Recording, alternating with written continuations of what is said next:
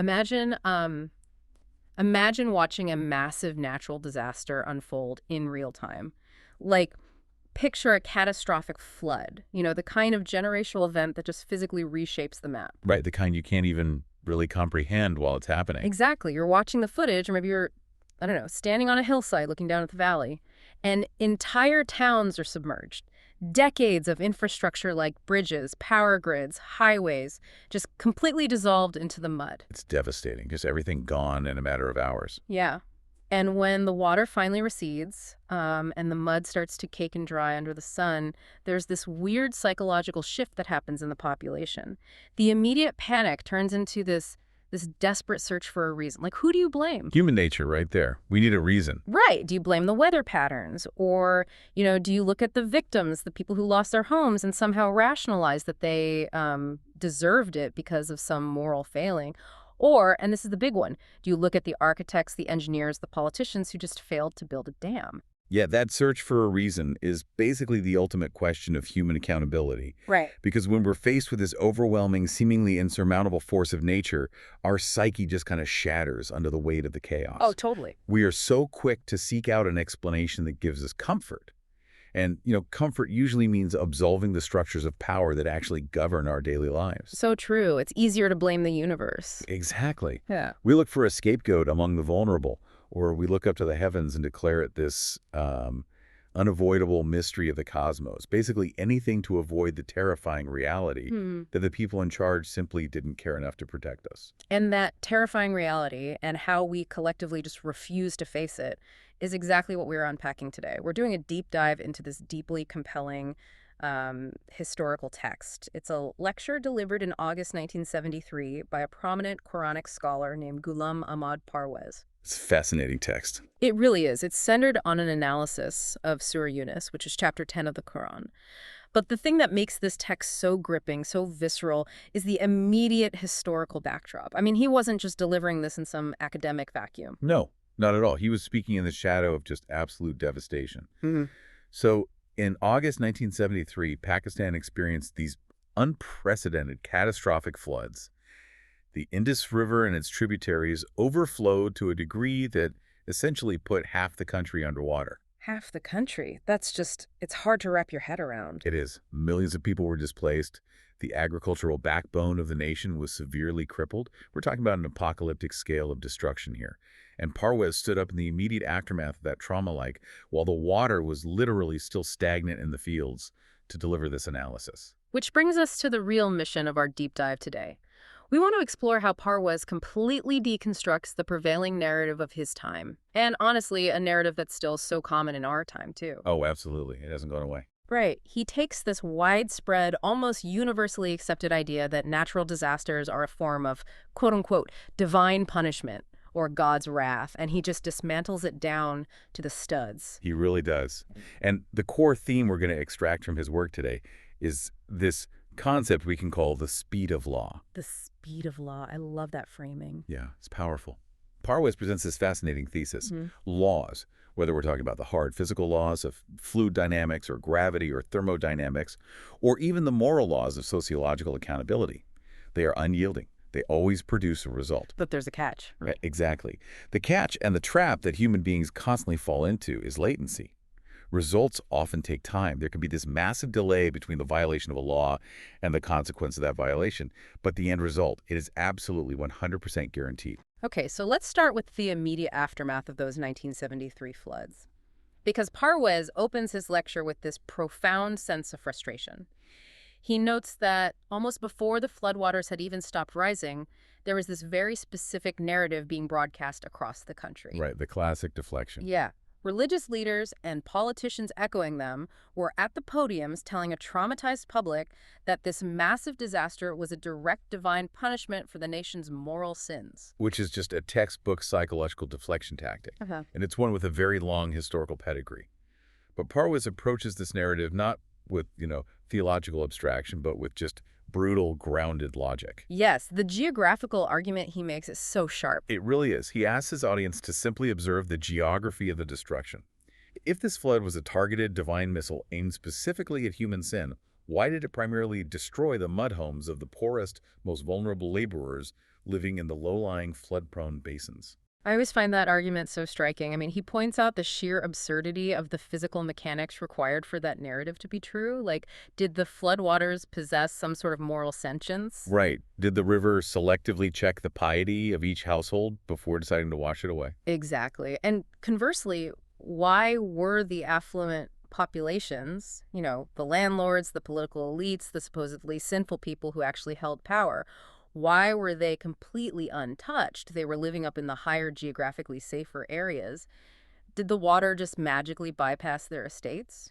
Well, no. The water followed gravity, like it always does. And Parwez uses this geographical reality to expose a much darker systemic alliance. Oh, this part is fascinating. Walk us through that. So he argues that throughout history, there's been this symbiotic relationship between the ruling elite, the kings, the feudal lords, the politicians, and a certain class of religious clergy. When massive systemic failures occur, like a catastrophic flood that is actually the result of decades of neglected infrastructure and stolen public funds, the ruling class deploys the clergy to manage the fallout. Ah, I see. It's a PR strategy. Exactly. The clergy's job is to shift the blame from the rulers to the ruled. They tell the starving, drowning public, "You're suffering because you're sinners. You brought this upon yourselves." Wait, I need to pause here for a second because this seems highly counterintuitive. We're talking about a religious scholar here, a man whose entire life is dedicated to interpreting scripture, and he's explicitly arguing against the idea of natural disasters as an act of God. It's quite the plot twist, isn't it? It really is. That feels like a massive departure from typical religious orthodoxy, where, the fear of divine wrath is often used to maintain social cohesion. And that departure is exactly what makes Parwez such a radical thinker in this context. He recognizes that attributing a collapsed levee to the wrath of God is ultimately an act of political preservation. Interesting. Think about the psychological mechanics at play here. If the leadership can convince a grieving mother that the flood was a punishment for society's personal sins, like maybe they didn't pray enough or maybe they were too greedy, then her anger is directed completely inward. Oh, wow. Yeah, it manifests as guilt. Guilt and shame, exactly. The population spends its energy weeping in places of worship, begging for spiritual forgiveness, utterly distracted by their own perceived inadequacy. So they're too busy policing their own morality to look at the municipal budget? Precisely. It completely neutralizes the threat of a public uprising. It stops the masses from marching to the Capitol, dragging the rulers out of their palaces, and holding them accountable for gross negligence. The rulers are leveraging the latency of natural disasters. Okay, let's dig into that word again, latency, because it feels so central to the illusion these leaders are creating. How exactly does latency act as a political tool here? Well, think of a fault line building up tectonic stress or a river basin slowly accumulating sediment over years. Massive environmental events don't just happen every Tuesday. There might be a 10, 20, or even 50-year gap between catastrophic floods. That gap is the latency period of the physical law. And rulers understand this intuitively. A politician elected for a 5-year term looks at a decaying dam and realizes the mathematical probability of it breaking during their specific term is relatively low. So they just roll the dice. Exactly. They divert the infrastructure funds, pocket the money or use it for vanity projects, and they gamble on the latency. They're betting that the guaranteed consequence of neglecting the law of nature will fall on the next administration's watch.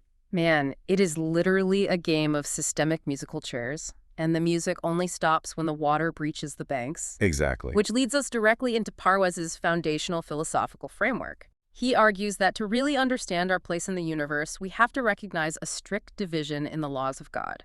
He categorizes them into two distinct, non-overlapping domains: the physical laws of nature and the moral or humanitarian laws. And this distinction is paramount, because the physical laws of nature are the immutable rules of the material universe. Water seeks the lowest point of elevation. Fire consumes combustible material.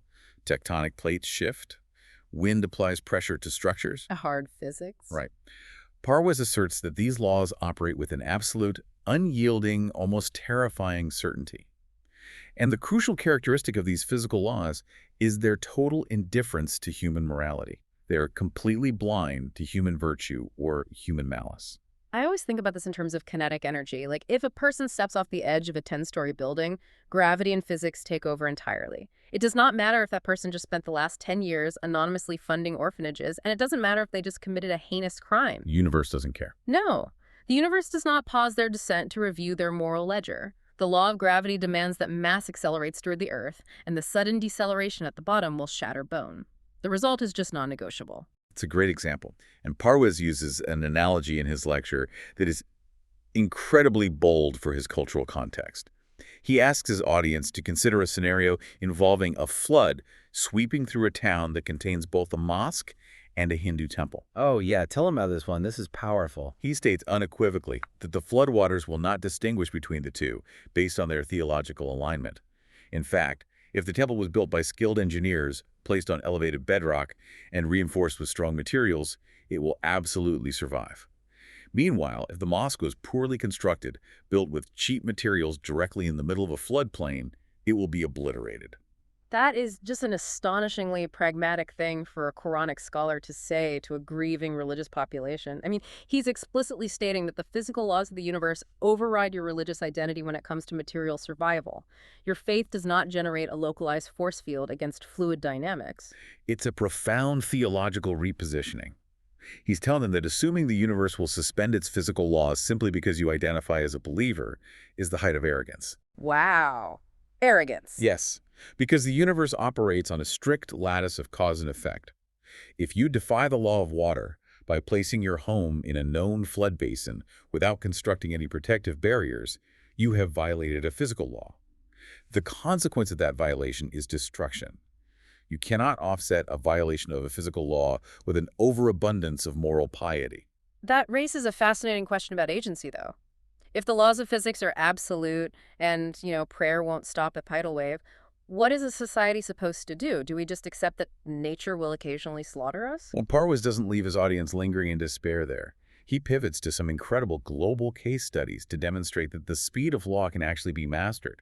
He points to nations that recognized this reality and took control of it. Right. He draws a really sharp contrast between the devastated plains of 1973 Pakistan and other geographical regions, starting with the Netherlands or Holland. The Netherlands is the perfect control group for this argument. It really is, because geographically, a massive portion of Holland exists below sea level. If we apply the logic of the clergy, that water-destroying homes is a sign of divine punishment, well, the Dutch should be living in a state of perpetual apocalyptic drowning. They should be the most punished people on earth, according to that logic. Right. Yet they are incredibly safe. Why? Because historically, the Dutch did not sit on the shoreline, recite scriptures, and ask the ocean to kindly stop obeying the laws of tidal physics. No, they didn't. They recognized the physical law, respected its absolute certainty, and met it with engineering. They engaged in centuries of complex, relentless construction building, massive dikes, dams, and water management systems. They mastered the physical laws to protect human life. I do have to challenge that comparison slightly, just playing devil's advocate here for a second. The Netherlands is a wealthy, highly developed European nation. Pakistan in 1973 was a developing country, still recovering from a brutal war just 2 years prior in 1971. Is it entirely fair for Parwez to compare the infrastructure of a post-colonial state to centuries of European capital accumulation? It's a totally valid socioeconomic critique, for sure. But Parwez isn't really comparing their GDPs. He's comparing their philosophical orientation toward reality. Okay, that makes sense. The wealth of the Netherlands today is partly a result of their early decision to master their environment rather than submit to it as fate. But, if you want an example that removes the European wealth factor entirely, look at Parwez's second and perhaps more dramatic case study, the Yellow River in China. Oh, yes, the Yellow River. He references a concept from the book China Shakes the World, and historically the Yellow River was literally known as China's sorrow. During flood seasons, this river wouldn't just rise a few feet, it would swell to an incomprehensible 30 miles wide. 30 miles. It's almost unimaginable. It's basically an ocean at that point. It would violently alter its course, wiping out entire regions, drowning millions over the centuries. And for generations, the agrarian populations living along the river just accepted this cyclical apocalypse as a tragic, unavoidable decree of fate. It was viewed as the wrath of the heavens. But Parwez highlights a monumental sociological shift that occurred during the era of Mao Zedong.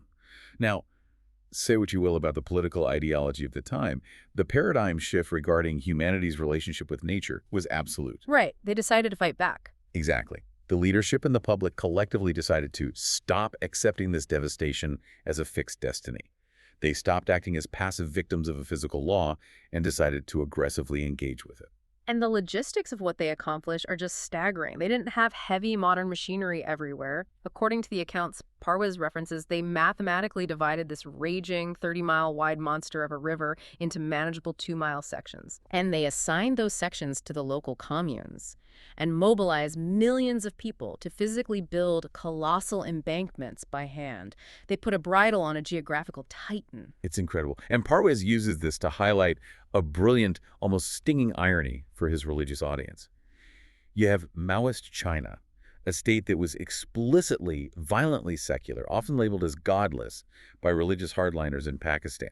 Yet within Parwez's framework, it is the Chinese who are actually acting in obedience to the physical laws of God. Oh, wow. Because they built the defenses. Exactly. By valuing human life enough to mobilize, by studying the engineering required, and by building those defenses, they align themselves with the physical reality of the universe. Meanwhile, the self-proclaimed believers who ignore these laws, who sit back and wait for a miraculous intervention while their levees crumble, are the ones actually living in defiance of the universe. They commit the profound sin of ignoring the intellect and the physical resources they were endowed with.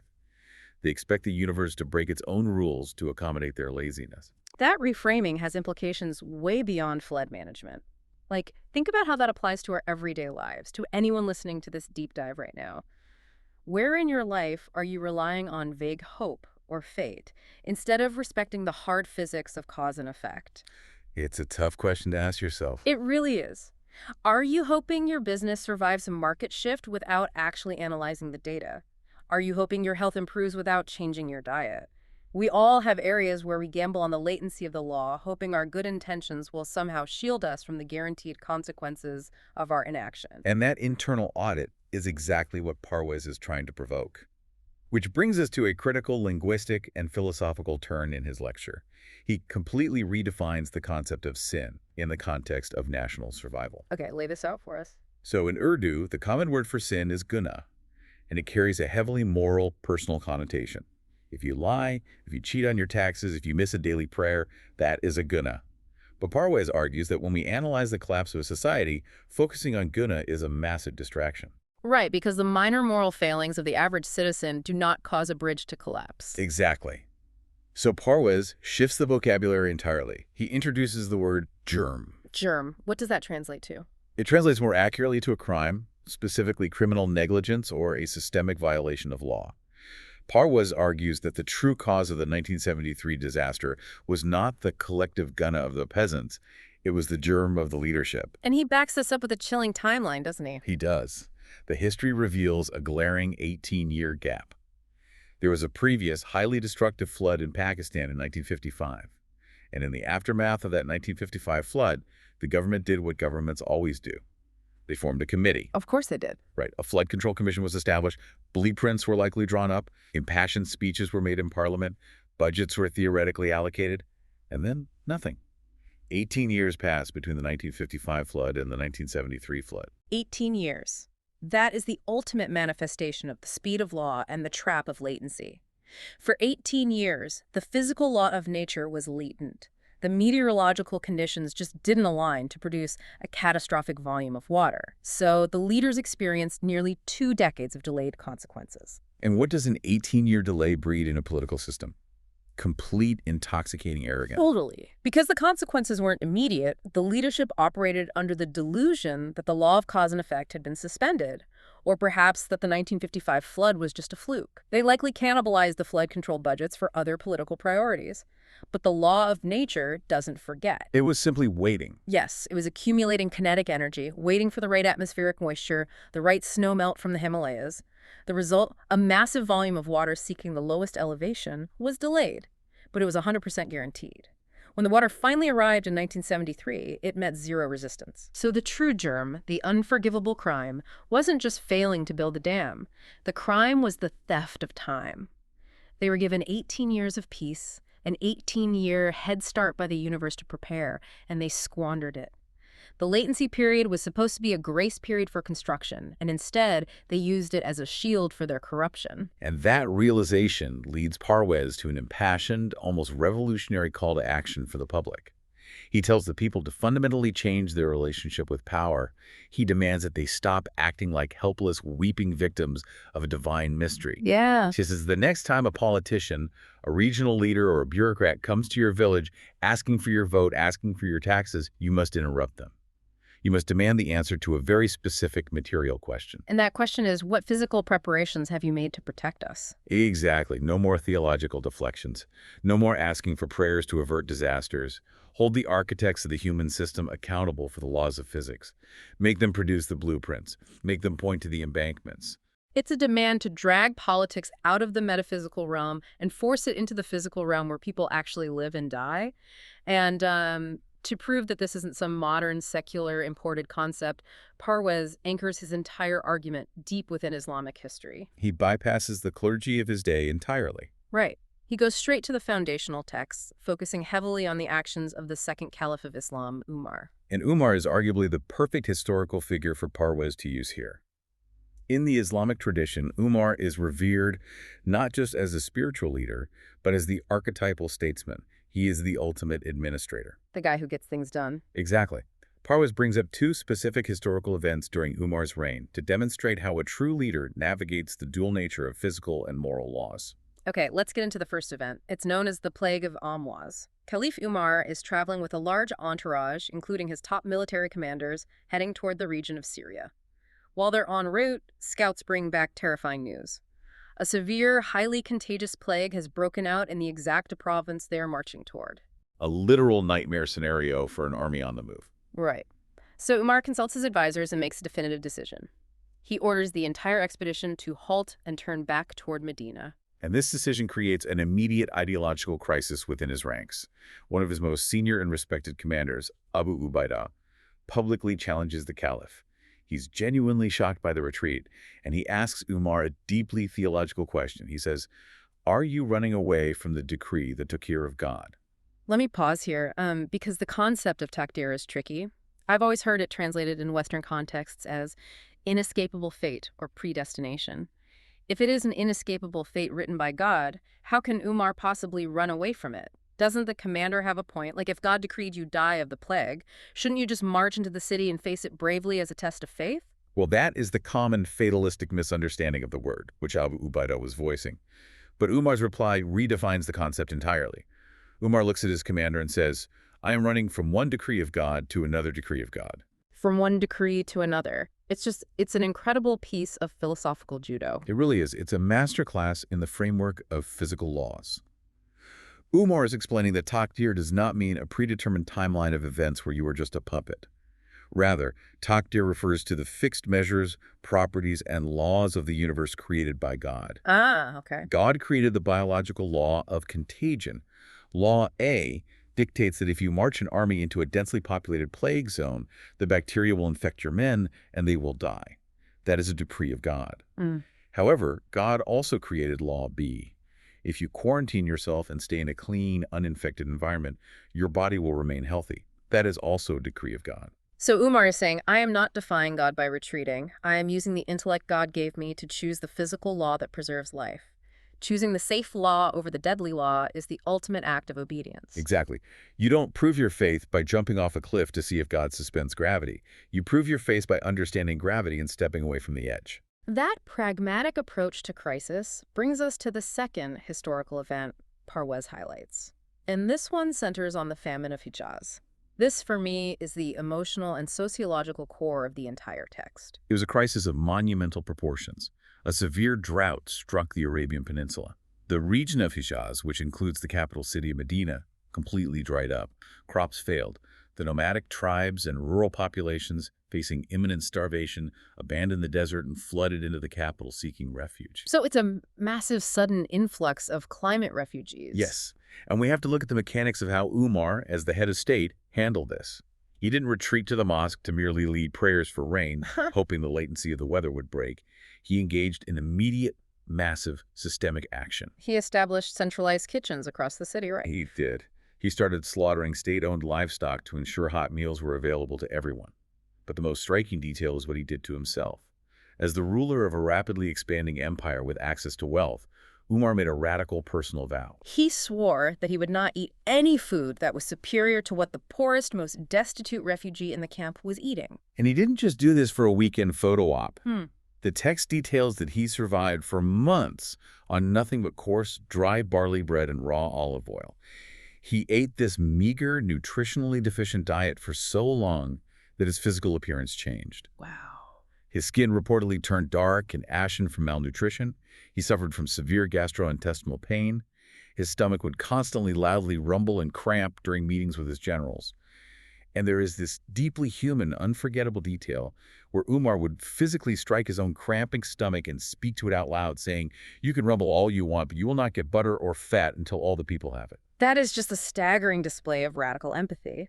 But we must look deeper than just the personal asceticism. There is a profound sociological mechanic behind why Umar set up those central kitchens. Yes, the logistics of it matter. Right, because when people are starving, the quickest logistical way to feed them is often to just hand out sacks of grain or have rich families sponsor poor families.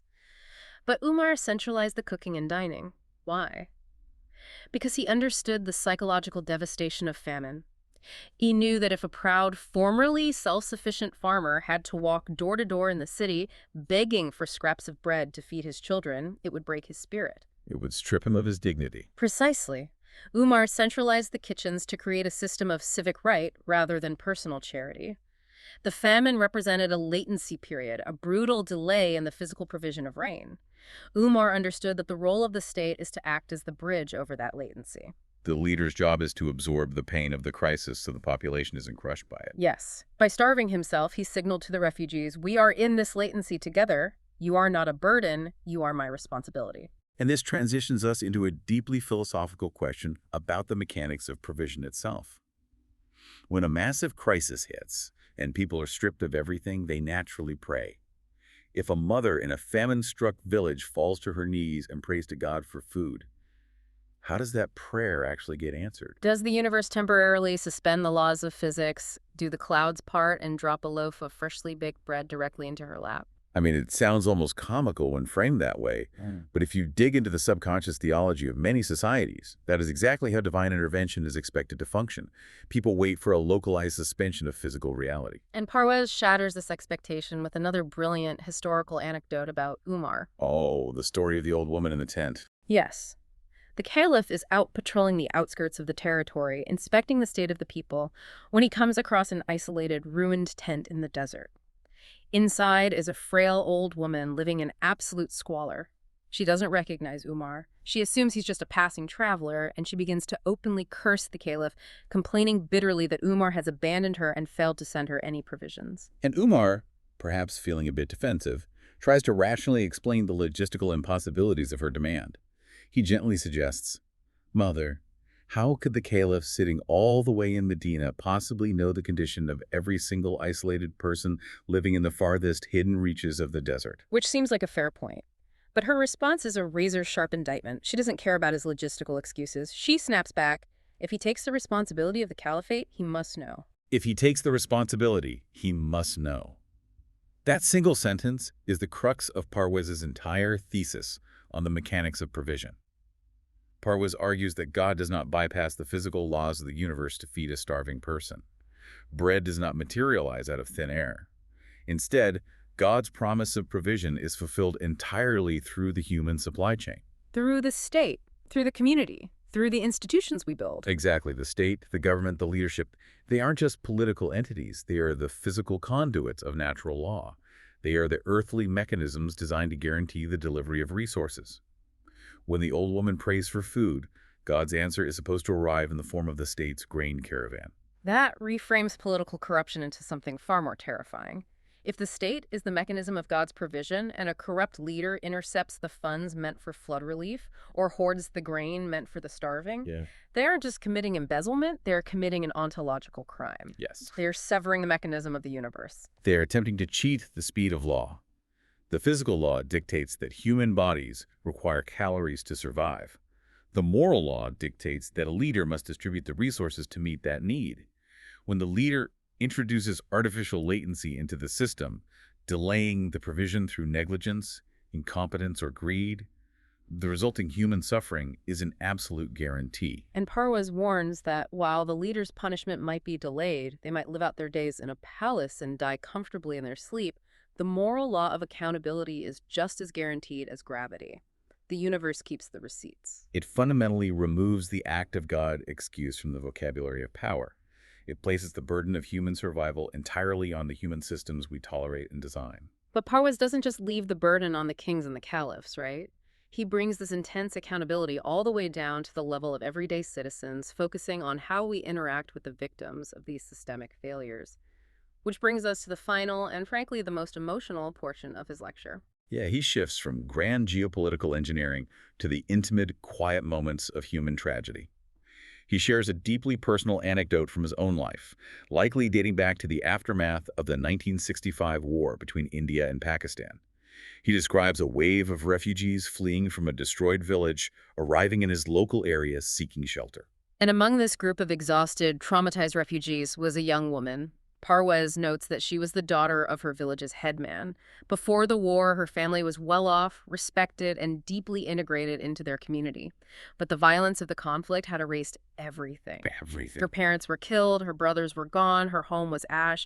She arrived in this new town entirely alone, stripped of every stabilizing force in her life. And the local community, witnessing her plight, wanted to do what communities inherently do.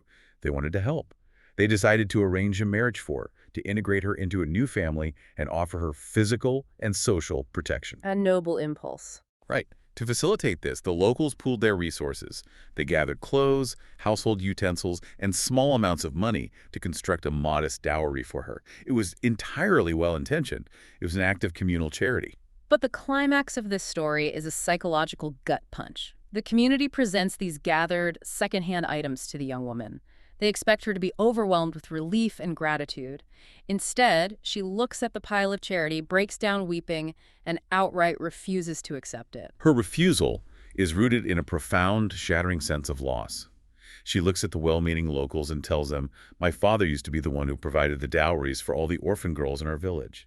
She then begs them, "For God's sake, have mercy on me. Do not make a bargain out of my helplessness. Do not give me things as charity." That moment, it completely redefines the concept of aid. She wasn't just grieving her family, she was grieving the violent erasure of her dignity. Parwez uses this agonizing story as a stark warning to any society trying to recover from a disaster. When we interact with the victims of systemic failures, whether it's a war, a collapsed economy, or a catastrophic flood, we cannot treat them as beggars. Because they are not beggars. They are victims of a shared catastrophic failure of the system that was supposed to protect them. Parwez is illuminating the dark side of charity. When you throw performative charity at a victim, handing them secondhand clothes or tossing a coin in their cup, you are subtly reinforcing a power dynamic. Oh, absolutely. You're making them feel as though their suffering is a personal failing that you, from your elevated position of safety, are pitying them for. It strips them of their remaining humanity. It individualizes a systemic problem. Like, think about how modern society treats the victims of massive disruptions today. When a hurricane wipes out a coastal town because the seawalls weren't maintained, or when a massive corporation shutters a factory and ruins an entire regional economy, how do we respond? Often with charity, not change. Right. Do we offer those people systemic justice? Do we investigate the political failures, rebuild the infrastructure, and pass laws to guarantee it never happens again? Or do we just toss them paper towels, hold a celebrity telethon, and hand out humiliating performative charity that makes us feel benevolent while leaving them permanently dependent and stripped of their agency? And that is the ultimate test of a society's moral law. True help isn't charity, it is systemic correction. It's recognizing that the disaster was a violation of the speed of law, and the only way to restore balance is to rebuild the mechanisms of protection. If a society only relies on charity to manage the fallout of negligence, they are simply waiting out the latency period until the next flood inevitably arrives. They learn nothing and they fix nothing. As we step back and look at the entirety of Parwez's argument, the sheer scope of it is breathtaking. We've traced the flow of accountability from the flooded, muddy plains of 1973 Pakistan to the massive, life-saving sea dams of the Netherlands to the millions of hands building the embankments of the Yellow River. It's an incredible journey. We've examined the radical, self-starting empathy of Caliph Umar, recognizing the psychological warfare of famine, and we've witnessed the fierce, unbroken dignity of an orphan refugee girl refusing to let her tragedy be reduced to an act of charity. And the invisible thread binding all of these historical moments together is the reality of the speed of law. What Parwez has masterfully demonstrated is that humanity cannot cheat the universe. You cannot cheat the laws of physics, and you cannot cheat the laws of moral accountability. The universe does not accept bribes, and it doesn't care about your political rhetoric. Exactly. There will almost always be a delay. There might be a latency of 18 quiet years between catastrophic floods. There might be a latency in political accountability that allows corrupt leaders to retire in luxury, insulated from the suffering they caused. But latency is not amnesty. Latency is not amnesty. I love that. The physical laws are always calculating the mass, the pressure, the trajectory. The moral laws are always balancing the scales of justice. The results of criminal negligence are always, without exception, 100% guaranteed. Latency is a tool. It is a window of time granted to us by the physical universe to build the dams, to reinforce the bridges, and to root out the corruption. It is an opportunity to prepare, not an excuse to grow complacent. And when we squander that time, we become the authors of our own destruction, hiding behind the convenient myth of an angry sky. So, to leave you with something to chew on long after this deep dive ends, the next time you're watching the news and you witness a massive systemic failure, a collapsing power grid during a winter storm that leaves thousands freezing, a financial crisis that evaporates the retirement accounts of working-class people overnight, or a devastating flood that washes away a marginalized community, and you see a leader step up to the podium, adjust their tie, look solemnly into the cameras, and call it an unavoidable tragedy or an act of God, I want you to ask yourself, who actually ignored the laws of nature? And who is weaponizing the latency of time to hide their own crimes?